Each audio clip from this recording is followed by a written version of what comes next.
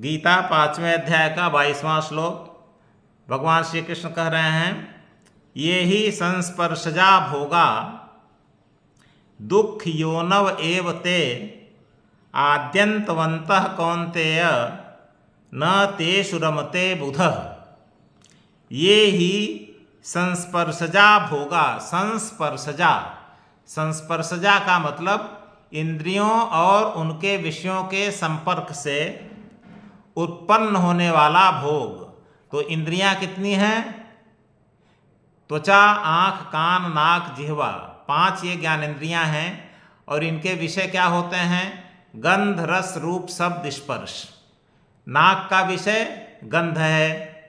जैसे पुष्प है तो पुष्प की गंध नाक से प्राप्त होती है, नासिका से प्राप्त होती है।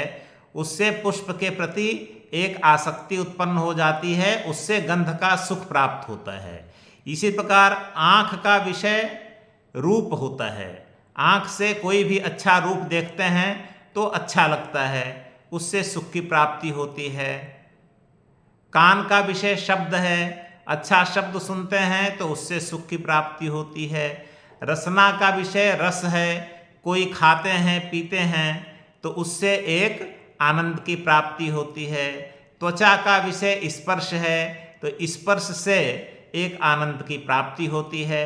इन 5 इंद्रियों के विषयों के संपर्क से प्रारंभ में एक आनंद, एक सुख की प्राप्ति तो होती है, लेकिन कोई भी विषय अनंत काल तक तो रहता नहीं है। प्राप्त होता है और उसके पश्चात धीरे धीरे वो विषय समाप्त होने लगता है। एक समय ऐसा आता है कि विषय पूरी तरह से समाप्त हो जाता है। तो जो शुरू में सुख प्राप्त होता है वो सुख भी धीरे धीरे घटता जाता है। अंत में वह सुख भी समाप्त हो जाता है।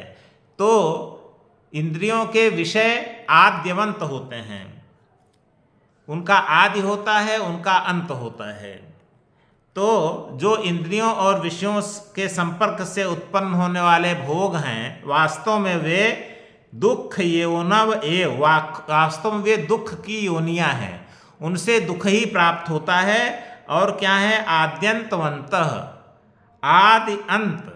उनका आदि होता है और उनका अंत भी होता है। प्रारंभ होता है और अंत भी होता है। और वास्तव में उनसे सुख नहीं प्राप्त होता है, दुख ही प्राप्त होता है। तो दुख क्या प्राप्त होता है, कैसे प्राप्त होता है? दुख ऐसे ही प्राप्त होता है कि संसार का कोई भी विषय एक दिन समाप्त हो जाता है। उस विषय की लालसा हमेशा लगी रहती है। जो हमारे पास अगर कोई भोग जितना मिला और भोग भोगने की इच्छा होती है तो और विषयों को प्राप्त करने में दौड़ मनुष्य की चलती है। और भोग आया तो और इच्छा हुई, और भोग आया तो और इच्छा हुई, लेकिन भोग का कोई अंत नहीं होता है। और इस प्रकार और विषय, दूसरा विषय, विषयों का भी कोई अंत नहीं होता है। एक विषय समाप्त होता है, दूसरा विषय आता है। और जो सुख मिलता है तो प्रत्येक सुख के अंत में दुख भी प्राप्त होता है। ऐसा नहीं है कि कोई विषय, जैसे रुपया पैसा है, तो अगर रुपया पैसा आता है तो एक सुख देता है, लेकिन उसके साथ साथ दुनिया भर के दुख भी आते हैं। ऐसा नहीं है कि रुपया पैसा आता है तो और सुख ही आता है। बीमारी हो गई तो उसमें जितना पैसा है सब खत्म हो गया।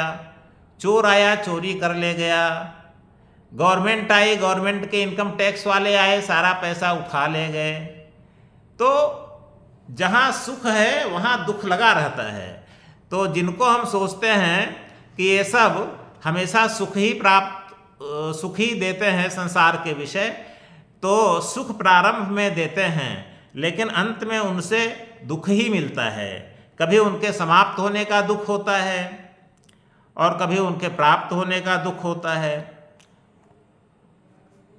तो इसीलिए जो बुद्धिमान लोग होते हैं, बुधः तेषु न रमते, बुद्धिमान लोग वास्तव में इन विषयों में मन नहीं लगाते हैं। बुद्धिमान लोग इन विषयों से हटते हैं, क्योंकि वास्तव में विषयों में रहने पर संसार की प्राप्ति होती है, भगवान की प्राप्ति नहीं होती है। और मनुष्य का जो वास्तव में मनुष्य जन्म का जो सर्वोच्च उद्देश्य है वह होता है भगवान की प्राप्ति, अपने मौलिक स्वरूप की प्राप्ति। तो अपनी मौलिकता में कोई भी जीव ईश्वर का अंश है और उसको ईश्वर को ही प्राप्त हो जाना है, ईश्वर में मिल जाना है।